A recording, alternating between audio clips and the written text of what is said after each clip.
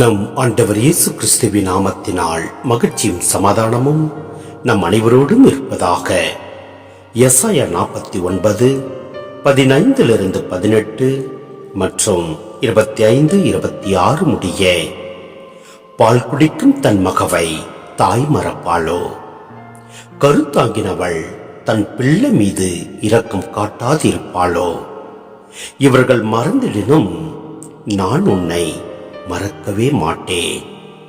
இதோ என் உள்ளங்கைகளில் உன்னை நான் பொறித்து வைத்துள்ளேன். உன் சுவர்கள் எப்பொழுதும் என் கண் முன்னிற்கின்றன. உன் பிள்ளைகள் விரைந்து வருவர். உன்னை அழித்து பாழாக்கியோரும் உன்னை விட்டு போய்விடுவர். உன் கண்களை உயர்த்தி சுற்றிலும் பார். அவர்கள் அனைவரும் உன்னிடம் ஒருங்கே வருகின்றனர்.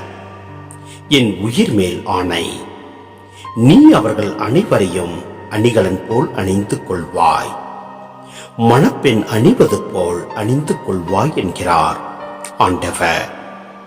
ஆண்டவர் கூறுவது இதுவே. சிறைப்பட்டோர் வலியோனிடமிருந்து விடுவிக்கப்படுவர்.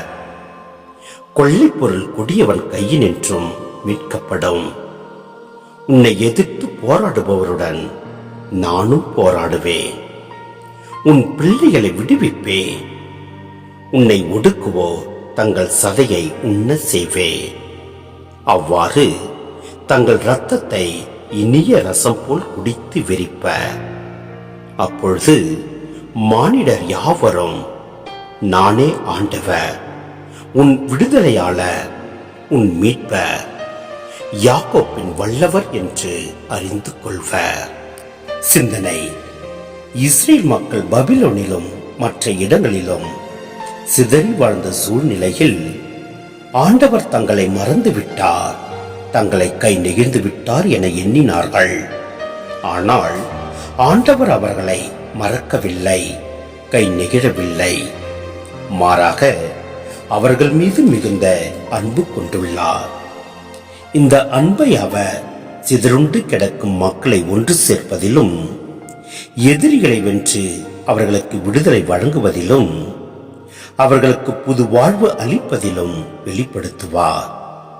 இஸ்ரேல் மக்களுக்கு ஆறுதலையும் ஆண்டவரின் அன்பையும் வெளிப்படுத்தும் இந்த வரிகள் நமக்கும் ஆறுதல் அளிப்பவையாக, ஆண்டவரின் இரக்கத்தை காட்டுபவையாக உள்ளன. பிரச்சனைகளால், பல்வேறு சிதறல்களால் கசப்புற்று வாழ்பவர்களுக்கு, உங்களை நான் மறக்கவில்லை, உங்களை என் உள்ளங்கைகளில் பொறித்து வைத்துள்ளேன், உங்களை நான் அன்பு செய்கிறேன் என்ற வார்த்தைகள் ஆறுதலாகவும், வாழ்வில் ஒரு உந்து சக்தியாகவும், புது வாழ்வுக்கு தூண்டுகோலாகவும் அமைகின்றன.